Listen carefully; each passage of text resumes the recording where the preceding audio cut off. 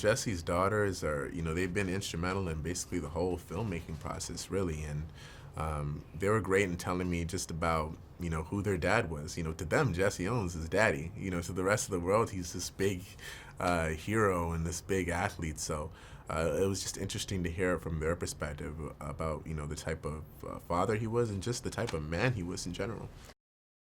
He's larger than life, he's a guy that so many people look up to and so many people hold in such a high regard. So there's a little bit of pressure there when you're trying to make sure that you do him justice, you do his family justice, and then all the people who care so much about him and his legacy, to make sure that I'm doing that justice too. So there's a lot that goes into it. I'm speechless every time I have to remind myself that I really did that. I really had the opportunity to play him, and even looking at the posters and stuff like that, it's still hard to believe that, the story landed in my lap almost 80 years later. But I'm grateful that it has.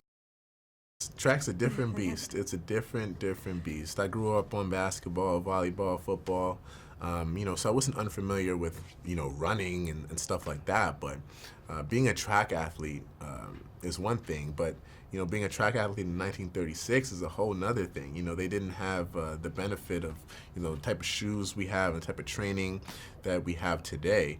And they were, running on dirt back then, and now they're running on turf. So there was a lot of just time period differences that I had to work with. But then I had to make sure I was being accurate to Jesse as well. So a lot of conditioning at first. 2 months beforehand, I was filming in Atlanta, and basically every off day I had, on my other film, I was working on race, training to be Jesse Owens for race. So, started with mostly conditioning and making sure I was able to prep myself to do the 3 months of running that I was going to have to, do. I think that people can feel inspired by Jesse's winnings in 1936, and just the way he lived his life in general.